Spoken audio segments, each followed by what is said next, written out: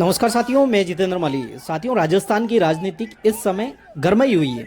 इंदिरा गांधी को दादी कहने पर बीजेपी विधायक का विरोध और उसके बाद 6 कांग्रेस विधायकों का निलंबन तूल पकड़ता जा रहा है।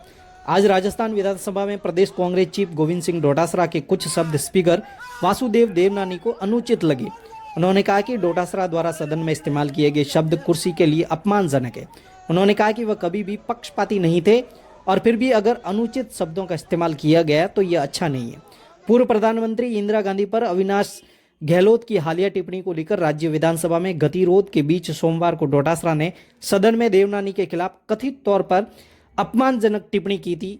और वो अपमानजनक टिप्पणी क्या है, आइए सुनते हैं। पहले कांग्रेस के वरिष्ठ नेता गोविंद सिंह डोटासरा स्पीकर के लिए कहते हैं कि माफी मंगवाना चाहता है, इसके बाप की जागीर नहीं, माफी मांगेगा मेरा जूता, यह माफी लायक आदमी ही नहीं है।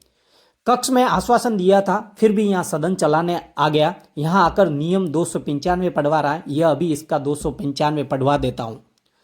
हमें हल्के में ले रहे हो क्या? हमने कोई चूड़ियाँ नहीं पहन रखी। तू परमानेंट ही चला जा, जो सम्मान लायक नहीं है उससे जूते से बात की जाती है। ये सीएम की नहीं मान रहा है, इसको कुर्सी पर नहीं बैठने देंगे।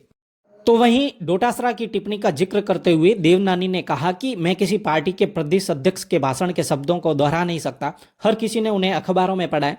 वे शब्द सदन के अंदर कहे गए थे, चाहे सदन की कार्रवाई चल रही हो या नहीं, लेकिन सदन में बोले गए शब्द बहुत गंभीर हैं और अपमानजनक थे। उन्होंने आगे कहा कि मेरा अपमान नहीं किया गया, यह कुर्सी का अपमान किया गया। ऐसा व्यक्ति सदन का सदस्य बने रहने का पात्र नहीं है। अब सदन को तय करना है कि नियमों के अनुसार क्या किया जाना चाहिए। स्कूल शिक्षा मंत्री मदन दिलावर और भाजपा विधायक गोपाल शर्मा ने अध्यक्ष से डोटासरा की सदस्यता समाप्त करने के लिए कहा, जबकि सत्तारूढ़ दल और अन्य दलों के अन्य सदस्यों ने घटना की निंदा की है।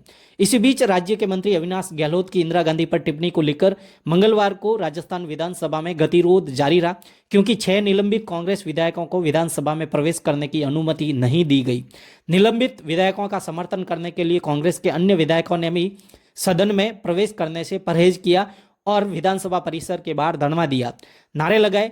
पीसीसी प्रमुख डोटासरा, रामकेश मीणा, अमीन कागजी, जाकिर हुसैन, हाकम अली और संजय कुमार सहित 6 कांग्रेस विधायकों को शुक्रवार को सदन में अभद्र व्यवहार के लिए विधानसभा के शेष बजट सत्र के लिए निलंबित कर दिया गया।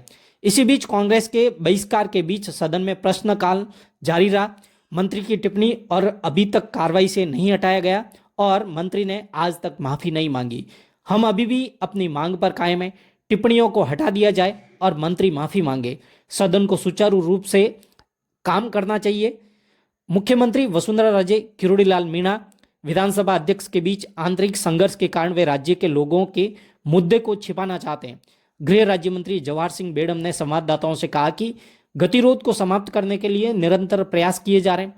विपक्षी नेता जो दिशाहीन हो गए और अनावश्यक मुद्दों पर गतिरोध पैदा कर रहे हैं, उन्हें सदन चलाने में मदद करनी चाहिए। उन्होंने कहा कि कांग्रेस के नेता अपने आंतरिक संघर्ष को सदन में लाना चाहते हैं। कांग्रेस ने सोमवार को मंत्री से माफी मांगने और विधायकों के निलंबन को रद्द करने की मांग को लेकर विरोध प्रदर्शन किया। विधानसभा अध्यक्ष देवनानी के कक्ष में कई दौरे की बातचीत हुई, लेकिन इस मुद्दे का समाधान नहीं हो सका, क्योंकि विधानसभा अध्यक्ष और संसदीय कार्य मंत्री निलंबित कांग्रेस सदस्य डोटासरा के बयान से संतुष्ट नहीं थे। शुक्रवार को प्रश्नकाल के दौरान सामाजिक न्याय और अधिकारिता मंत्री अविनाश गहलोत के विपक्ष की ओर इशारा करते हुए कहा था कि 2023-24 के बजट में हमेशा की तरह आपने योजना कामकाजी महिलाओं के छात्रावासों पर अपने दादी इंदिरा गांधी के नाम पर रखा। इस टिप्पणी ने सदन में हंगामा खड़ा कर दिया, जिसके कारण 3 बार इसे स्थगित कर दिया गया। 6 कांग्रेस विधायकों को निलंबित कर दिया गया।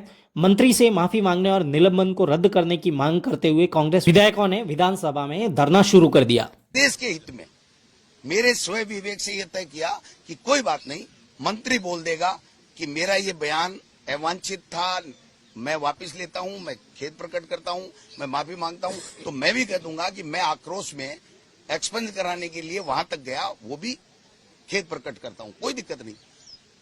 ये नाथूराम गोडसे की औलाद है साहब, ये तो उनके विचारधारा को मानने वाले लोग हैं। हमें क्या पता है कि इतना जालसाजी है इनमें।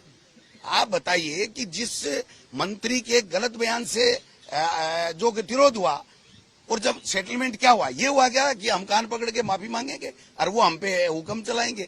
ये कोई कभी समझौता होता है क्या?